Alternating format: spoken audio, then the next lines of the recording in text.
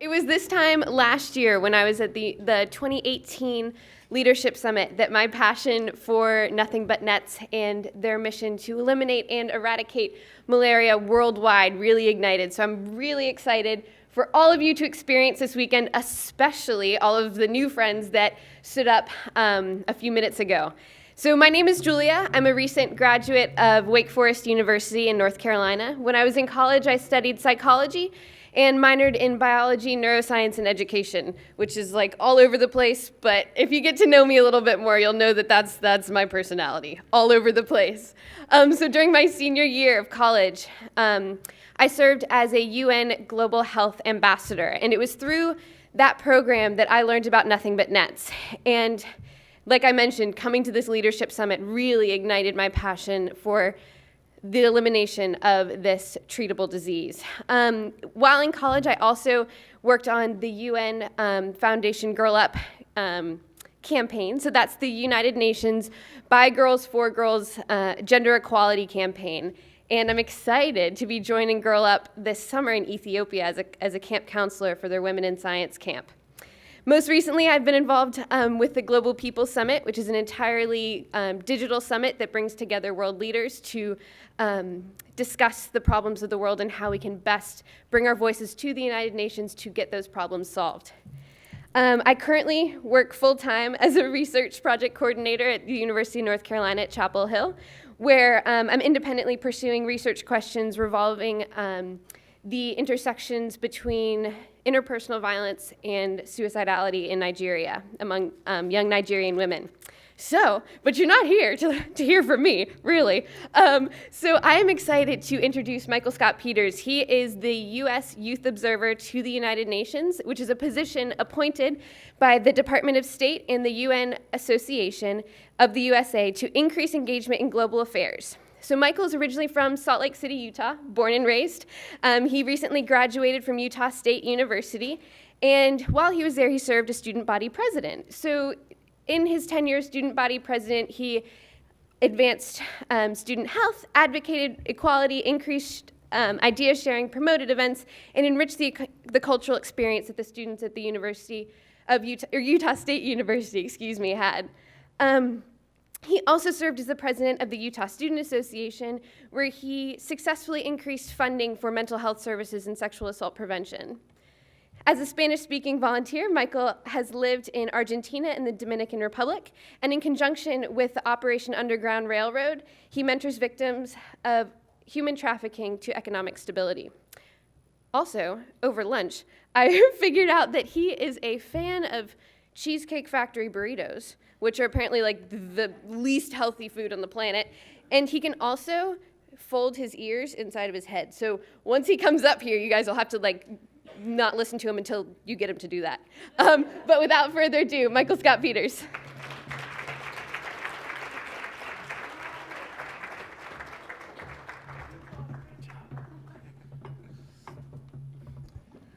Well, that's quite the introduction. Thank you, Julia. Let's give her a round of applause.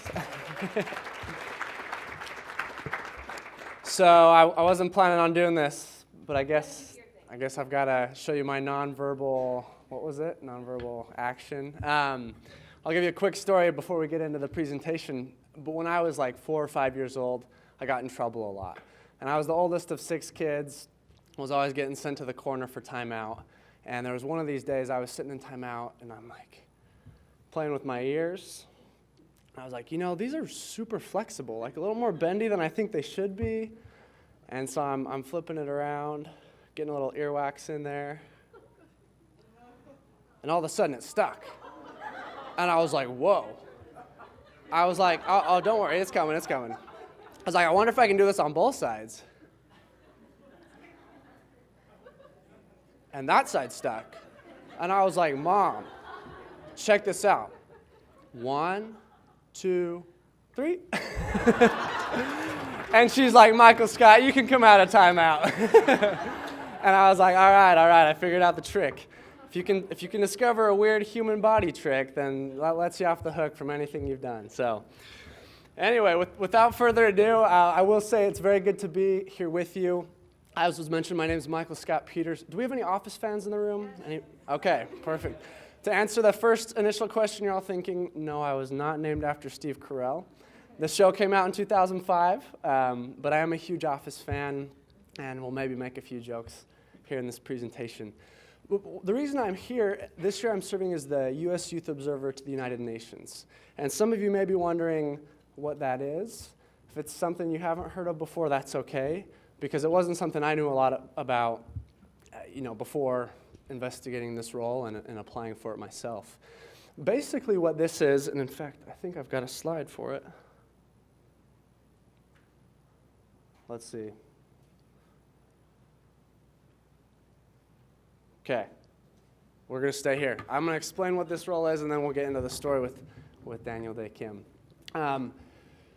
The Youth Observer, similar to a high school or university student body president, their role is to represent students to administration and vice versa. And similarly, my role this year is to represent American youth at the United Nations. Now, if you didn't think that's a tough job, I was just looking at the numbers last night because I'm like, how many are there of us in the whole United States? 47 million. And so that's a lot of people to reach in 1 year. And I'll be the first to admit that I didn't do a perfect job of that this year, but it's been such an amazing experience to go around the country and visit with different high schools and college campuses, to meet with young people just like us, to see what's on our mind and talk about why we deserve a seat at the decision-making table.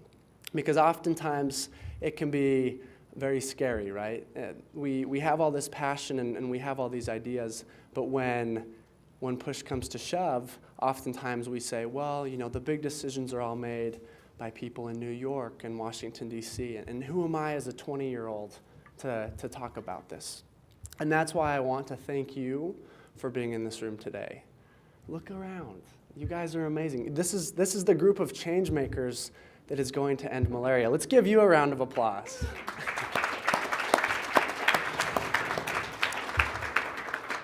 It says a lot to me that you're taking time, some of you from spring break, others from your weekend, to come and be here in Washington, D.C. today. I'm very impressed by that. And from those I was able to sit with this morning, from San Diego, and there we go, and others that I've gotten to know at lunch, I'm very impressed with the caliber of students that have come here today. And I know that's a huge thanks to Margaret, Max, and everybody else. So let's give the staff who's made this possible a round of applause.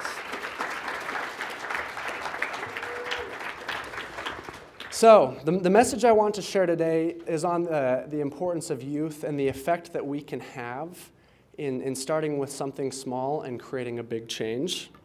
And with that, I want to start by sharing a story with a man who you may know. Does anybody know who this is, by the way? You watch Hawaii 5.0 or Lost? What's his name? Yeah, Daniel Day Kim, or Jim, yeah.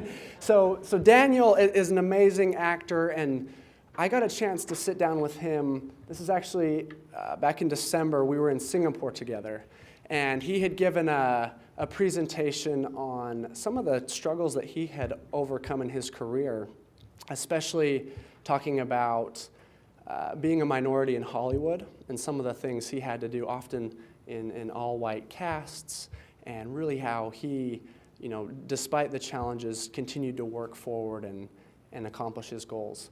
I was very impressed with him, and I sat down and said, Daniel, you're an amazing role model of mine, and I'd love to hear, what would you share to the youth of today if you could do it just in 30 seconds? What would you tell young people? And he said, I would tell them, you're never too young to start. Never be afraid.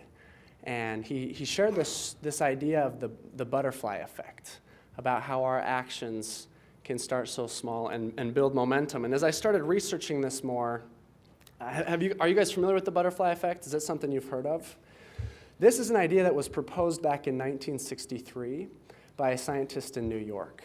And he went and presented in front of a lot of people, and he said, I have a theory that if a butterfly flaps its wings on one side of the world, here in Washington, D.C., it will move air molecules that move other air molecules. And all of a sudden, it will create a chain reaction, and on the other side of the world, there will be a hurricane. It will continue to build and build momentum, and that's the butterfly effect. How one small action can grow to be something so profound. And everybody laughed him out of the room. They said, this is crazy. This can't be proven. And to this day, it's not something that has necessarily been proven, but it is very interesting to think about the little butterfly effects in our lives. Think about if your grandparents hadn't have met. Would you be here right now? Think about if you weren't at this conference right now. Think about all of the little things in your life that make up who you are today. Those are all simple butterfly effects. And that's one thing that I'd like for you to think about today and as we go about through the rest of this conference. What are the little things you're doing to flap your wings and get those molecules moving so that there's something great that's created at the end? As we prepare these next few days to go and meet with congressmen as well, think about how one small conversation can really make a difference. It's incredible to think about, but I had the honor to just barely sit with her, Sheila, and with Julia as well. They were talking about how they met at this summit last year and the great conversations they'd had. And over a year, look at how they come back and the amazing friendship they've had. So the other thing I want to share and invite you to do is to think about the people in this room. Life is not about all that we know, but it's more about who we know and the relationships that we build. And that's, I think, something very special. If you could take one thing away from this presentation today, I would hope it would be a new friend. Think about what you've talked about in your poems, right? I didn't expect to be sharing with my neighbors that I am from chicken enchiladas. That was new to me, right? I usually say Utah. But think about how we can break out of our comfort zones and get to know each other better. Because I promise you, 3 days will go by very fast. We're already into the afternoon of day one, but more importantly, it's not what we talk about on day 1, 2, or 3. I'd like to know what's your day 4. And day 4 starts on Wednesday and goes on for the rest of your life. So each day, let's think about what we can be doing to be better advocates and be better change makers for malaria and for everything else. But I want us to be thinking about that day 4. How can we take the warm, fuzzy feeling that we get from this conference and make it last when we go back to school and we go back to work? Because oftentimes that's the hardest part, right? We come and we're like, oh, there's so many people that think just like me and this is amazing. And the reality of life set in and I don't know what to do next. There's one story from the butterfly effect that really impressed me, and it was about a man whose father was set to have an interview in the World Trade Center on September 10th, 2001.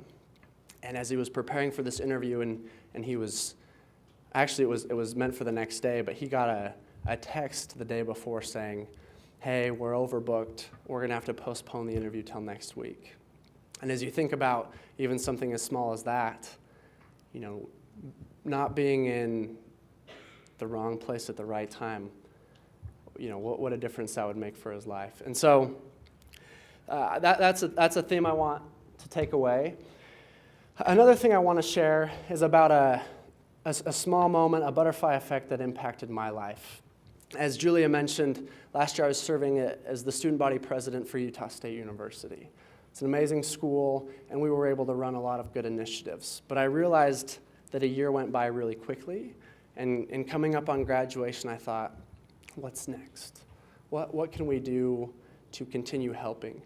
And a week after graduation, I moved to the Dominican Republic and started working with victims of human trafficking. Human rights is something very important to me and something that I wanted to go and have a direct impact on as a volunteer.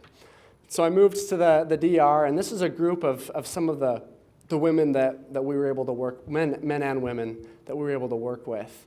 And one of the games that we played was called This or That. And it was something that we did to teach entrepreneurial drive and focus. And it was really cool. Imagine I gave each one of you in this room a paperclip. and I told you to leave this building and go out to the streets of Washington, D.C., and exchange it for something bigger or better. You guys may have heard of this game before. And so what all these people did is they went and knocked on doors and said, I have this paperclip. Do you have something bigger or better? And someone would look at it and say, yeah, I'll trade you a candy bar for it. And you take this candy bar and go to the next neighbor and say, do you have something bigger or better? And exchange 2 liters of soda. And anyway, so what we see here, these are all the things that were exchanged, and at the end of the hour, we all came back, and you can see someone with a thing of juice, somebody got like a stuffed animal. Here, this girl in the red, you can see she's holding a bed net. And that was really interesting for me because that's one of the most valued things there in the Dominican Republic. And when I got down there, I did not know this. I didn't know I'd be sleeping under a bed net for a whole summer. And at first, I'll be honest, I complained about it. I was like, oh man, it is so hot under here. It's already a hot country. And there were a few nights where I slept without it. And the next day when I'd wake up with mosquito bites all on my arm, I thought, you know what, maybe I should be grateful. I think as was mentioned from our friend over here before, sometimes in America we take things for granted. And I definitely did in this case. But this story really brought home to me the importance of some of these things. And that's why I'm so grateful for Nothing But Nets and the work that we're all doing as advocates to help spread this good influence in countries like the DR and the continent of Africa. And so I want to make a plug also for what we can be doing, not only with Nothing But Nets, but for the United Nations as a whole. How many are familiar with the Sustainable Development Goals? Okay, there's a good amount. This is awesome. These are 17 goals that were laid out by the United Nations in 2015. And they're goals that we hope to accomplish by 2030. These are goals like zero hunger, gender equality, quality education, a better climate, better water standards. And oftentimes these are goals that we can think are way outside of our reach. You might ask, Michael, how are we supposed to accomplish zero hunger in the next 11 years? I'll tell you, that's hard. But where would we be if we didn't have this goal? Where would we be without the United Nations, right? This isn't a perfect organization, as some criticize it for, but I would say that this is the body that unites 193 countries to come together towards a common goal of improving our world for the next generation. And what's been most exciting for me this year as youth observer is to see our Secretary General release the Youth 2030 strategy. Now, this is something where it's a direct demonstration that the UN cares about us and has a game plan for how we can get involved in these goals. And so my time with you is brief today, and so what I'd like to do is invite you to look into these, study them more, and understand how we can make a difference. And that's my ask today, is that you can take this back home, share this with your families, and really help make a difference that way. Because that was one of the coolest things for me is, despite all the people I've been able to meet with this year, it was when I took this to my own home and shared this with my 5 younger siblings. And my mom and dad, they're like, we had no idea this was going on in a rural community in Utah. And so please help me with this. Let's take it home. Let's make day 1 through 3 amazing, but let's make day 4 the one that counts the most. Does anybody know who this is? You get extra points if you know. Right here. Kofi, yes. And he said something that I will never forget, and very similar to what we talked about with Daniel Day Kim. You are never too young to lead. You are never too old to learn. So for all of us in the room, let's continue to grow each day. Regardless of our age, we can be change makers right now. And the very last story I have before we go to the next segment is a story of the starfish. There once was an old man who was walking along a beach just after a storm, and he just saw thousands and thousands of starfish laying across the beach. And as he walked further, he saw a young boy who was picking up starfish and throwing them back into the ocean. And he talked to this boy and he said, young boy, what are you doing? What? And he said, I'm saving the starfish.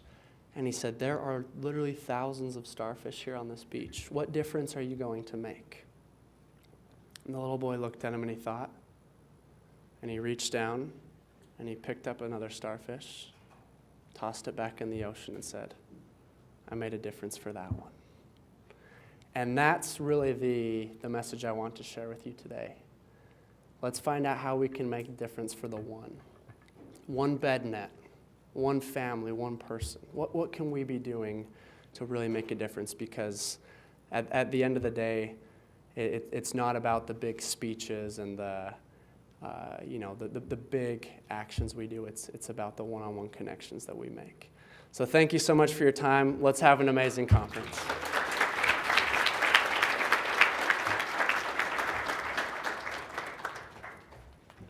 And so now, Michael, if you wouldn't mind hanging out with me for a little while, we're going to do a brief question and answer where I've got some questions prepared for you, and then we're going to throw it out to the audience and see how you can do on your feet. How's that sound? All right, sounds good. Good? All righty. It is on. Okay. So you talked about how it's never too young. You're never too young to get involved. What advice would you have for people who are young and just getting started in the social good sphere, but don't really know where to begin? Where's a tangible first step? That's a great question. I actually would like to give a shout out to one of the partners of this event. It's Cotopaxi.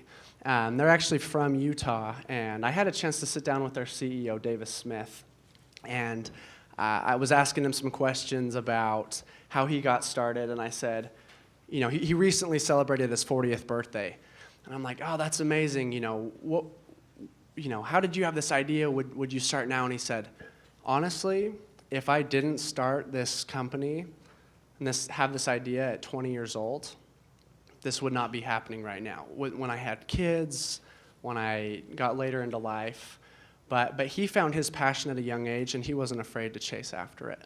For those of you who don't know, Cotopaxi it's like an outdoor brand where they build backpacks, tents, sleeping bags, and they take recycled material from other brands like North Face, Patagonia, and they use the leftover material to build these backpacks. And he said, if I would have waited till later in life, it would never have happened. So my two pieces of advice would be to find your passion early, and then to chase it now, because if we wait, it may not happen. And so it looks like a lot of the young people in our audience, they're already checked off step one there. They're already here. There you go. Doing great work. So being youth observer to the UN means that it's your responsibility to represent myself and the other young people at the global stage. So what do you do to make yourself accessible to those of us that you represent? Great question. Well, as I mentioned up from the pulpit, there are 47 million of us here in the United States, and so it would be very difficult to reach everybody in 1 year.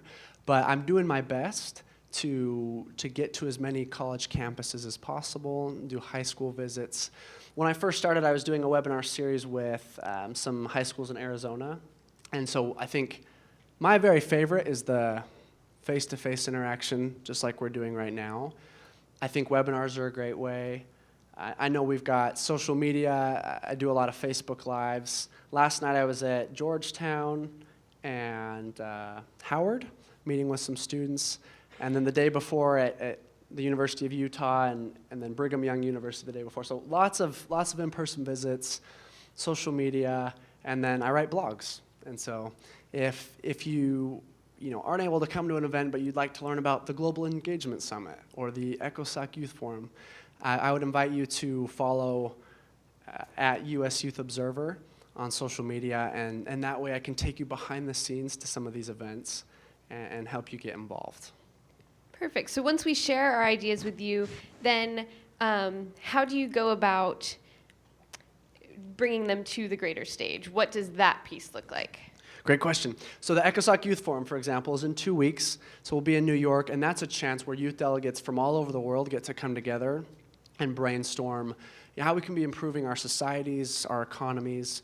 And let's see, it was back in October, I had a chance to host other youth delegates for a breakfast. And the topic we chose was religion and freedom of religion. Now this next time, the topic I've been thinking of is economic, it's SDG 8, decent jobs and economic growth. And that comes straight from the interactions I've had. I think a lot of young people like us are thinking about what's next after college. What internships can I be getting? What jobs? I can attest to that. Yeah. So I think really that's what I've appreciated, is taking the feedback and bringing it directly to New York, framing these conversations around what's been discussed often, and really looking for how we can come together and solve it. That's incredible. So you've held this position for about 8 months now. It's a one-year tenure. What can we be looking forward to from you? What can we be looking forward to from you for your last 4 months on the job? Very good question. Well, there's some other trips on the agenda. New York in 2 weeks. I'm trying to think. We're looking at doing another international trip to Netherlands and Switzerland, and then obviously back here in DC in June for the Global Leadership Summit. So lots more trips, lots more webinars. If you guys have ideas, as I mentioned, throw a message to me on social media, and we can figure something out for your school. We can get a webinar arranged. But I don't plan to stop. Like I said, a year goes by way too fast, and I don't know how we're already into March. You guys feeling that same way? It's like I just started this in July, and I'm like, well, how are we already over? But I will say, as far as what's to come, I'd like to give a personal shout out to my wife right here in the blue, Eliza. You raise your hand, wave to everybody. We just got married. I'm embarrassing her, but we just got married back in December. And I will tell you, the first half of the Youth Observer term was great. There were lots of good things, but I was missing my travel buddy. And now I'm very grateful that we get to do these trips together, because she is the source of my inspiration. She's the one that keeps me going when things get tough. And so let's give one more round of applause to Eliza Lynn Peters. She's an amazing wife. If you can find someone like half as amazing as her, you'll be happy forever. So that's my best advice. I love it. Well, now, if you all have some questions, I think we have a mic floating around. If you want to ask some questions to Michael Scott Peters. We have one up.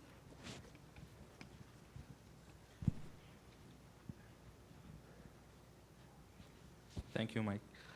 First of all, we know the feeling of 1 year to lead, because in GCI we also have the 1 year to lead rule.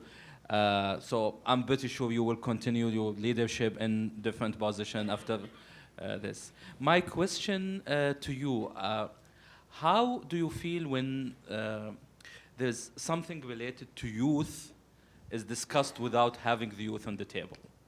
Like, are you able, in your position or in partnership with other active young citizens in this country, to imply a rule that nothing about you without you on the table?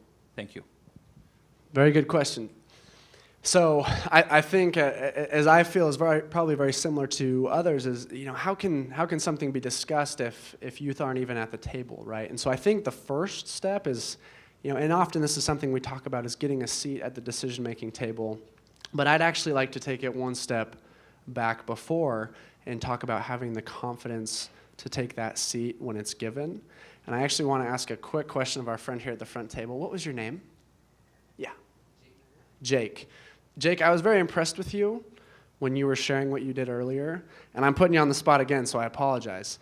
But I don't know if you guys saw how cool Jake was when he got put on the spot, and he took that and started talking.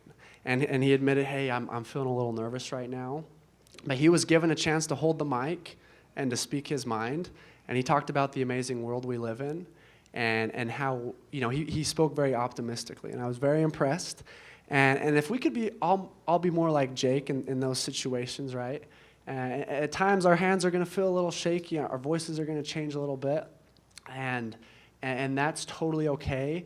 The important thing is that we go forward with the confidence to do so. So as far as like creating a rule where, it'd be very hard to do that, and measure that. But what I would say is, don't be afraid to lead. Let's stand up like Jake and do great things. Let's have a little bit of the imposter syndrome. Fake it till we make it. And be informed, right? Because these are the things that will really show the confidence of young people. And I think that'll really make a difference. So does that answer your question? Okay, thank you. Other questions? These are great. Yes.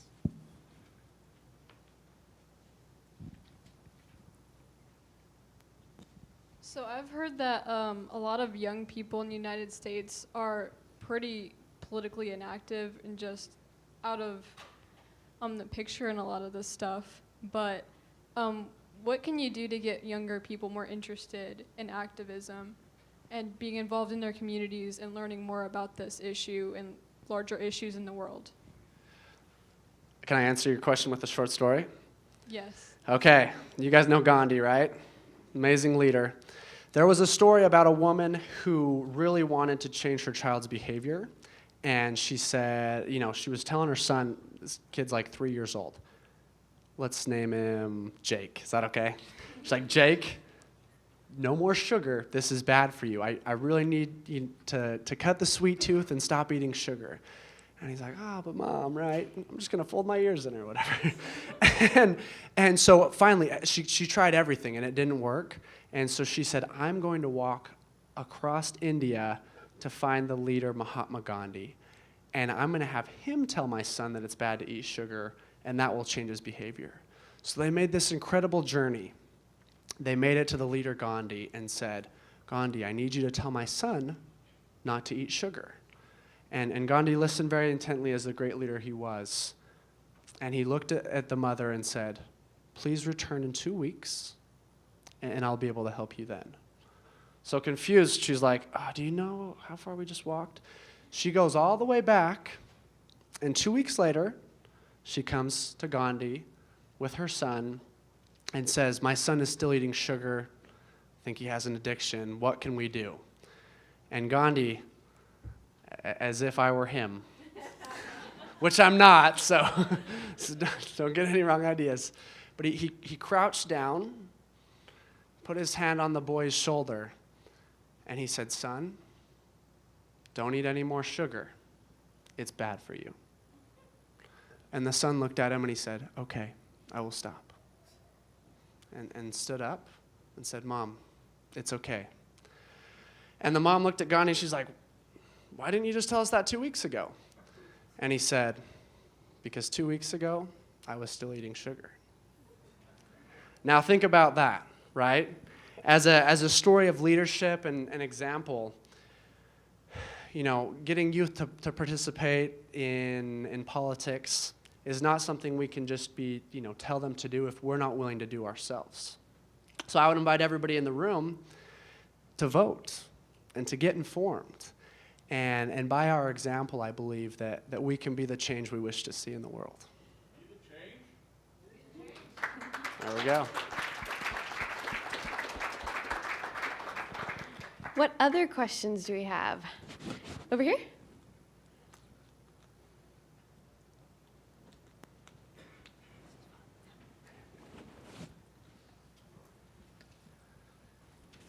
Hi everyone. So I'm from Omaha, Nebraska, and I just have like a question. Like when you're from a city like Omaha, and one of our friends just mentioned that in the US we kind of lose focus of malaria because it's not there anymore. So like how do you kind of bring people to, how do you raise awareness about that? How do you mobilize people around that in a context where it's not something they see? Maybe you know that because you're from a country where it's endemic, but like how do you really create that movement in a place where it doesn't quite exist? Excellent. Great question, and I actually want Julia to help me out with this. I was going to ask if I could jump in, so we're like reading each other's minds. I love it. So if you want to go, and then I've got one idea as well. Yeah, so I think what is so important is storytelling, and that's something that you'll hear over and over and over again over the next couple days as we're prepping to go meet with our representatives is what is your story? Why are you here? Why do you care so much about this issue, be it malaria, be it gender equality, whatever it is, why do you care so much about it? And people will be able to tell if you really do care about it or if it's just something that you're just in it for the free t-shirt or whatever. So I think that passion really within you and understanding what it is about yourself that drives you every day to get up and continue to work for this cause, having that be something that you are steadfast in, really will help mobilize others to get on board. They'll see how much it matters to you and be just as captivated and wanting to join you as well. I 100% agree. I promise we did not plan this answer, but I was going to say Yeah. the exact same thing. Nice. Max Antman does a great job with this. Thank you. At telling stories, and I think that's the theme of this conference. If I prefer to do public speaking. I didn't come up with any notes, right? I didn't have anything. Me neither. I didn't have any statistics to share other than the amount of youth we have in our country, because I don't personally believe that that's the most effective way to connect. I hope we've connected today. If you haven't felt that, I know I have some room to improve, but I really think that stories like the Gandhi sugar story or the butterfly effect or the man who was saved from 9/11 because he didn't get the interview on the same day. Those are the little stories that really can help us take concepts and take action on them, right? That's what we remember are the stories, just like Julia said. And so back in Omaha, Nebraska, or Salt Lake City, Utah, which hasn't had a traditionally strong support of the United Nations, right? Sometimes we forget about what they call the flyover states. I don't know why Utah's classified as one of these, because it's amazing if you ever get to go there. But sometimes people think that the U.S. is only about the east and the west coast, right? And then there's nothing in between. And so when we're talking about Nebraska and Utah, I totally relate to you. And what I would say is, let's bring these stories back to our home states, and let's talk to other young people, anybody really, and share the stories about why they should be passionate about it. Sorry, just to jump in on that. And we are so privileged to have the opportunity to share our stories via social media, Facebook, Instagram, Twitter. We're able to connect with people all over the world, which makes sharing those stories that much easier. Sorry, I cut you off. That's perfect. Does that answer your question? Okay. Let's tell our stories. I think we have time for one more question. Yes. The grand finale. You ready? Don't psych her out. That's a lot of pressure. Well, I'm very passionate about also SDG number 5, gender equality. I was wondering, in your position as U.S. Youth Observer, knowing that previous U.S. Youth Observers were women, I was wondering what measures are you going to take to advance SDG number 5? Excellent question. Let's give her a round of applause. All right, I'm going to answer this last question with a short story as well, because this is something that's inspired me for a lot of my life. I'm from a family of 3 boys, 3 girls. Doesn't get more equal than that, but I'm the oldest, and then 3 sisters come after me. So I was very influenced most of my life by these 3 women, and very grateful for the perspective that they were able to share with me. And I remember one of my sisters applying.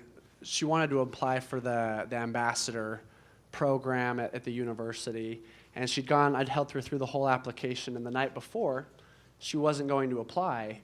And I was like, Jenny, what's going on? And she said, I don't know, I just found out that a boy who's also in student government at my high school is going to apply, and he's probably going to get it, so what's the point? And I thought, whoa, this is hitting close to home. I thought this was something that was just talked about in other parts of the world. I didn't know this came to the Peters home. And so I started to do something about it. And at school, I joined this book club. You guys have read Lean In by Sheryl Sandberg. I joined this book club and thought this would be a great way to kick things off and get started. And the first day I showed up, and it was like 20 girls, 3 female faculty, and then me. And I was like, I promise I did not join this book club to get any phone numbers, right? Promise you, Eliza. I was going because I cared and I was curious. And it was something that really interested in me. And the very first chapter of that book asked the question, what would you do if you weren't afraid?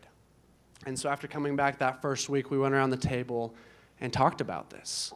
And different people shared their perspective. And at the very end, I said, if I weren't afraid, I would run for student body president and I would change this. And we would promote a campus where everyone belongs, both from our international students, promoting gender equality and some of these other things, and students with disabilities. And everybody was like, yeah, we'll help you. And all of a sudden, this campaign got started. And so I made a promise in that moment, not only to help the women in this room, but also to have that be a life model for mine. If you go onto my Instagram right now, it says life motto, everyone belongs, and that's something I truly believe. And so, whether it's here in person or with the Girl Up campaign and other great things that the UN Foundation has done, I think we can be equal.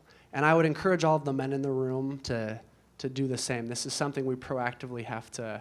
It's not a one-sided issue. We need to be there to help. So thank you so much for your question, and let's keep up this great work. Thank you.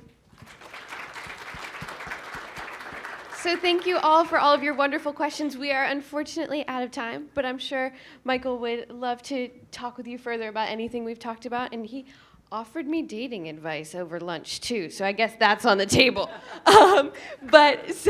Everybody give it up for Michael Scott Peters.